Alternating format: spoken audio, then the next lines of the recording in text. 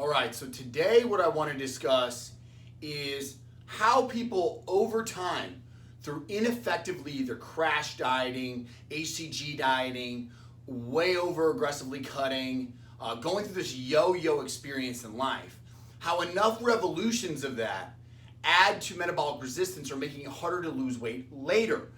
It's very important to understand that your diet history will dictate a lot of how well your metabolism works later, not just genetics and age and those kind of things. How you begin your dieting career and how you treat your body over time will have an impact, a major impact, on how your metabolism works later. Let me explain how that works. What we want to talk about today is something called rate of efficiency. That means when you lose a pound, how much of that actual pound while you're tracking your weight was actually fat or actually muscle. At Nutrition Dynamic, we do BIA readings. These are bioimpedance analyzers, and they're very accurate. They're from a company called RJL. It's one of the best in the world. And if you come in well hydrated, you don't train before, you do all the right conditions, it can be very, very accurate, close to DEXA, on tracking when you're losing or you're gaining what is water, what is fat, what is muscle. When we step on a scale, and whether we see it goes up or goes down, what does that mean? In fact, if your rate of efficiency is correct and you gain more muscle going up, or if you cut more fat going down, that means that your body composition, your muscle to fat ratio, is always improving.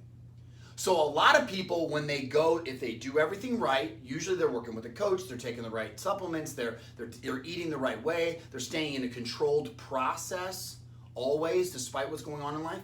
Those people, you'll see later in the gym with these mega results, and you'll look at other people in the gym that have been spinning their wheels for 2 or 3 years and ask yourself, what is the difference? The difference is rate of efficiency. That meant when that individual was cutting, they were primarily burning fat, and when they were gaining, they were primarily gaining muscle.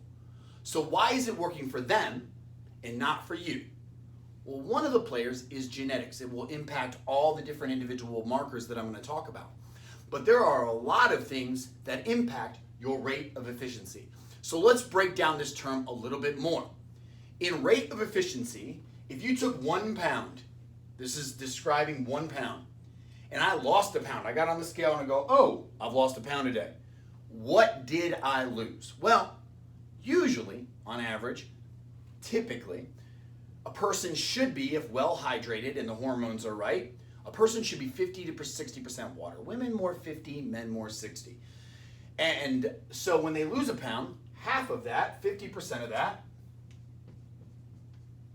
was water. Then we got another 50% of tissue. What was that tissue? How much was muscle? How much was fat? Well, if you have a positive rate of efficiency, that means that you would have lost more muscle or more fat than muscle. Now understand, you can't just lose fat. You can't just gain muscle. It's not real. It never happens. If anybody tells you that, they don't understand the body works. A cell has a fatty acid cell wall made of fats. Your extracellular tissue that holds your body together is made of fat, okay? All your organs are surrounded in fat. So as you have to understand that as you lose muscle, you're inevitably losing fat. Or if you lose some fat, you're inevitably losing a little bit of muscle.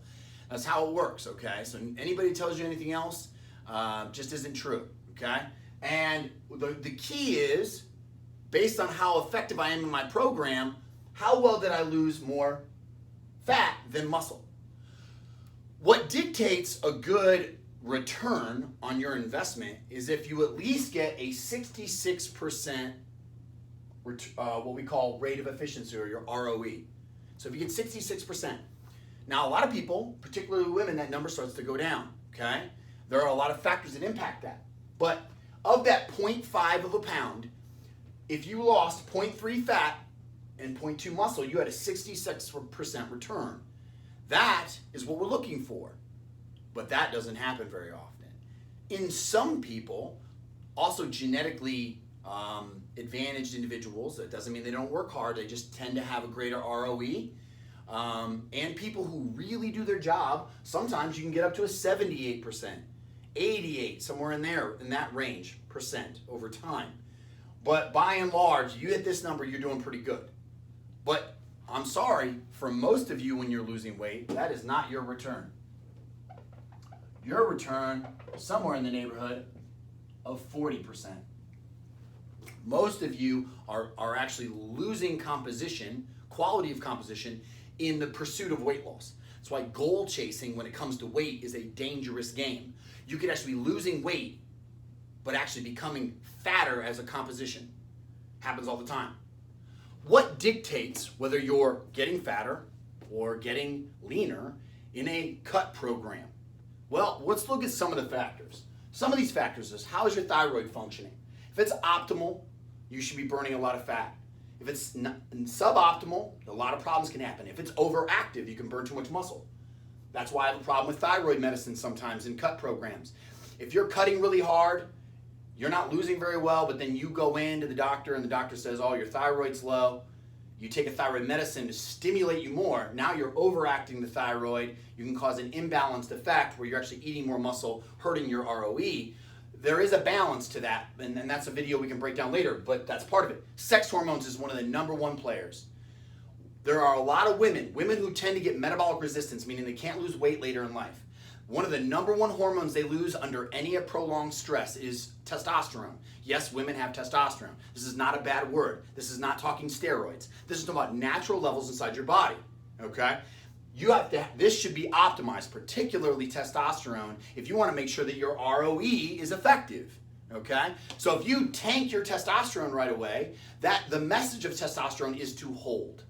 And if you're not holding muscle while cutting, guess what? You're going to lose a lot of muscle. Inflammation.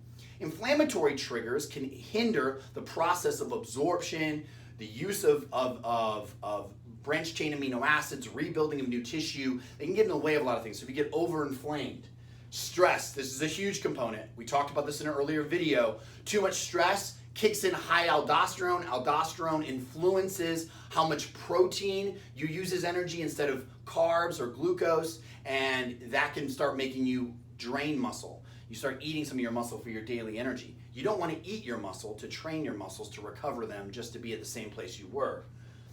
Muscle volume. The more glycogen stores I have, that's why men are a little bit more impervious to metabolic resistance than women. It's one of the reasons, plus testosterone. So men who have more muscle volume have more glycogen stores. So when they starve their body or do high stress on their body has more glycogen stores to pump into the bloodstream to keep things even when they're going through it. Physical output. If you're getting crazy insane out there with your activity, your body's not going to keep up with that. It's going to switch to gluconeogenesis. It's going to start eating more muscle for that activity, and that's when your ROE starts to go down. People in hard prep, just so you know, when your coach cuts all of your carbs and does 3 hours of cardio, you're eating the crap out of your muscle. But it might be what you have to do at the time. As long as you have good hormones coming out of it, when you rebuild a little bit, you'll bring on muscle first. But that's the problem. Most people don't. Your deficit or surplus. So if you're not having surpluses, you're not refeeding. You know, I like cutting for 6 weeks, building for 1. You know, these integrated ways. If you're going way too far into a deficit, you're going to start having a worse ROE. If you go way too high into a surplus and you keep your calories too high, your ROE is going to be poor. You're going to gain more fat than muscle. Diet duration, you're going into over 16 weeks, into 24, 36, 48. Coaches that love to just keep their clients on a low-calorie diet. Your ROE is going to start tanking. Liver function is huge. If you're training all the time, your liver stores glycogen. If you're training all the time, you've burned that out first off. Your liver is the first thing that gets impacted when you train because the dead tissue's got to go to it. You're also working your liver with all the supplements you're taking. Maybe you're getting a lot of fillers. It's just inflammation, stress, that's all impacting it. The liver's got to work first. If the liver's working slow when you train your muscles and you tear them, then they can't recover. So optimizing liver function is absolutely huge for our fitness community, okay? So all these things are happening. And then here's the big point. So, caloric intake, you tank it, you cut too hard. BMR is your basal metabolic rate, the number of calories you burn just being alive, not including activity. As you tank your calories, your BMR will slowly start to go down, okay? This is muscle and fat.